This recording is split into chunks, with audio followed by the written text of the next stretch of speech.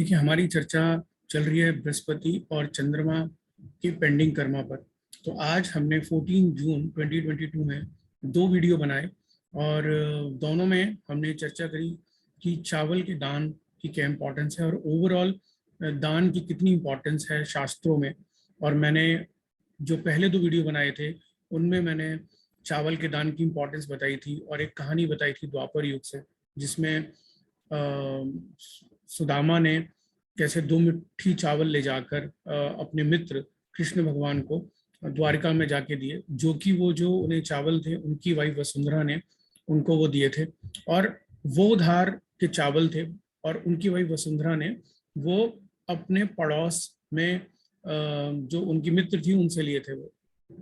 तो देखिए, उन्होंने कुछ उधार भी लिया तो अपने लिए नहीं लिया, और वो उधार उन्होंने लिया तो अपने मित्र सखा को वो देने के लिए।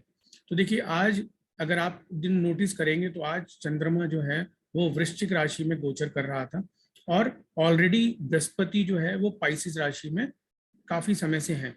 तो इस पंचम और नवम का जो कॉम्बिनेशन है, क्योंकि दोनों ही मोक्ष राशि में है, तो इसको पेंडिंग कर्मा में कैसे यूज किया है, इसलिए आज जो मैंने दो वीडियो बनाए हैं, अगर आपने वो नहीं देखा है तो पहले उन दो वीडियो को देखिए ताकि आपको ज्यादा अच्छे से रिलेट कर पाए इस थर्ड वीडियो को। तो आज के वीडियो में ये जो थर्ड पार्ट मैं आपको बता रहा हूँ, इसमें मैं कुछ एस्ट्रोलॉजिकल आपको कॉम्बिनेशन बताऊंगा। देखिए, जैसा मैंने पहले अपने लास्ट वीडियो में जो कि पार्ट 2 था उसमें मैंने बताया था कि अगर चंद्रमा दृढ़ राशि और अदृढ़ राशि में हो, यानी दृढ़ मतलब फिक्स राशि। फिक्स राशि कौन सी होती है? फिक्स राशि होती है 2, 5, 8 और 11। स्पेशली हम इसमें डिस्कशन कर रहे हैं वृश्चिक राशि, जो कि काल पुरुष कुंडली में 8वां घर होता है। तो अगर चंद्रमा वृश्चिक राशि में है और साथ में बृहस्पति भी उसी राशि में है, तो ये दोनों फिक्स राशि में है, यानी कि इसके कर्म को चेंज करना मुश्किल है। यानी कि जो जातक अपना प्रारब्ध पिछले जन्म से लेके आया है, इसको चेंज करना मुश्किल है, क्योंकि जो फिक्स राशि होती है उससे जुड़े हुए जो प्लैनेट होते हैं उनको चेंज करना मुश्किल होता है।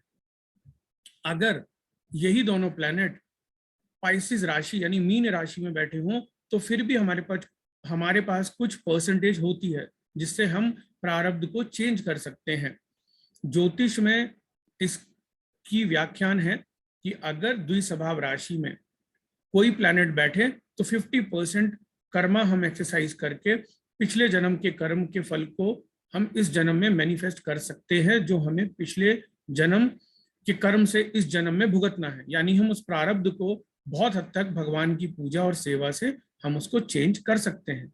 अब अगर यही दोनों प्लैनेट कर्क राशि में बैठे हों, जो कि चर राशि है और जिसको नॉन फिक्स राशि बोलते हैं, यानी कि अदृढ़ राशि बोलते हैं संस्कृत में, तो अदृढ़ राशि का मतलब ये होता है कि इसका जो फल है ये हम चेंज कर सकते हैं। इसका जो बहुत हद तक इसके परिणाम को चेंज करना जातक के हाथ में होता है। तो कहने का मतलब ये कि अगर हम कंजंक्शन को देखें तो इन राशियों में रख के देखें आप, और अगर मान लीजिए ये एक दूसरे से नवम और पंचम बैठे हो, जैसे कि एग्जाम्पल के तौर पर अगर चंद्रमा वृश्चिक राशि में है तो आप चंद्रमा को लगन बनाइए। चंद्रमा को लगन बनाकर देखिए कि बृहस्पति कहाँ बैठे हैं। अगर बृहस्पति पाइसिस राशि में बैठे हैं तो ये पास्ट लाइफ के ऐसे प्रारब्ध को बताते हैं, दोनों की पोजीशन, क्योंकि एक है फिक्स राशि में चंद्रमा और जो बृहस्पति है वो है डुअल राशि में। तो इसका मतलब काफी हद तक जातक को प्रयास करना पड़ेगा अपने पिछले जन्म के प्रारब्ध को चेंज करने के लिए, यानी कि इस जन्म में वो जो अपना प्रारब्ध जो भाग्य स्वरूप लेके आया है उसको चेंज करना थोड़ा सा मुश्किल हो सकता है जातक के लिए।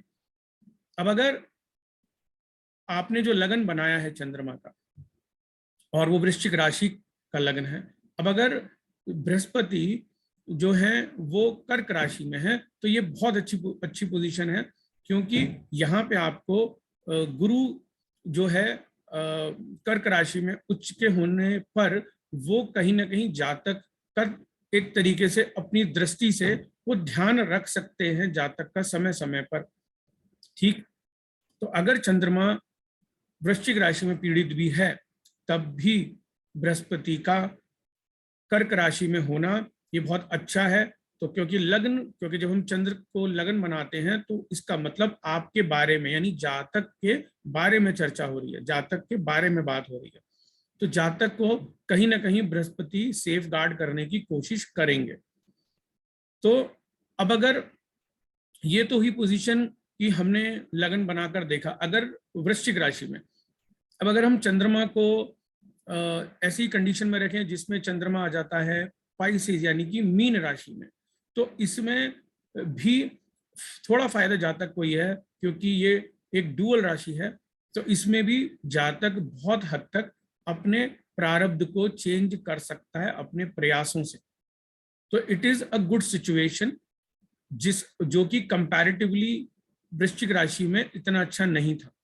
ठीक है, तो अगर चंद्रमा पाइसेस राशि में है तो बहुत हद तक वो चेंज कर सकता है अपने कर्म को। तो अगर चंद्रमा हो गया पाइसेस राशि में और बृहस्पति है मान लीजिए वृश्चिक राशि में, तो ये कंडीशन भी कुछ खास अच्छी नहीं है क्योंकि बृहस्पति जो है वो वृश्चिक राशि में है।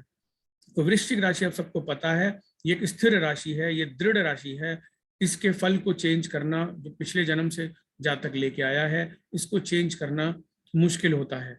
ठीक है, तो अगर ये तो थी सेकंड कंडीशन। अब थर्ड कंडीशन ये है कि अगर चंद्रमा मान लीजिए कर्क राशि में है, तो ये कंडीशन में क्या हुआ कि चंद्रमा अपनी राशि में, और अब जो बृहस्पति हैं वो वृश्चिक में भी हो सकते हैं और पाइसेस में भी हो सकते हैं। तो अगर वृश्चिक में रहे तो ये अच्छी कंडीशन नहीं है, मगर अगर पाइसेस में है तो फिर भी कुछ हद तक जातक अपने प्रयासों से गुरु से आशीर्वाद ले सकता है, गुरु कृपा ले सकता है, भगवान की भक्ति करके भगवान से भी वो समय समय पर आशीर्वाद लेकर अपने प्रारब्ध को चेंज कर सकता है। तो कहने का मतलब ये कि अगर बृहस्पति और चंद्रमा का नव पंचम अगर आपको देखना आ जाए तो आप इससे पेंडिंग कर्मा निकाल सकते हैं, और आप समय समय पर इस कॉम्बिनेशन में अगर हो सके तो आप चावल का दान कीजिए, क्योंकि ये कनेक्शन दिखाता है भगवान श्री कृष्ण से, जिनको चावल या चावल की खीर बहुत पसंद है। तो इस कॉम्बिनेशन के साथ मुझे उम्मीद है कि आपको, अगर आप पार्ट 1 और 2 देखेंगे तो 3 ये जो पार्ट है आज, इससे आप रिलेट भी कर पाएंगे, क्योंकि आज चंद्रमा वृश्चिक राशि में गोचर कर रहा था। तो ये बहुत अच्छा समय था कि आपको चंद्रमा और बृहस्पति के नव पंचम कनेक्शन को समझाया जाए और इससे आप पेंडिंग कर्मा भी निकालें। आप चाहें तो इसको प्रश्न कुंडली में भी लगा सकते हैं, और इसमें मैं आपको बताता हूं कि कभी कभी इस कॉम्बिनेशन में जितने भी मैंने बताए, और आपको देखना है कि प्रश्न कुंडली के थ्रू ये पीड़ित है या नहीं है, या अपनी कुंडली में भी लगा के देखें, आप अपनी जो आपकी हॉरोस्कोप है उसमें भी लगा के देखें। तो कई बार ये ऋण बताता है इस तरीके का जिसमें जातक से पिछले जन्म में किसी जीव जंतु के अंडों का, जिसमें बोलते हैं उसने डिस्ट्रॉय किए हों जाने अनजाने।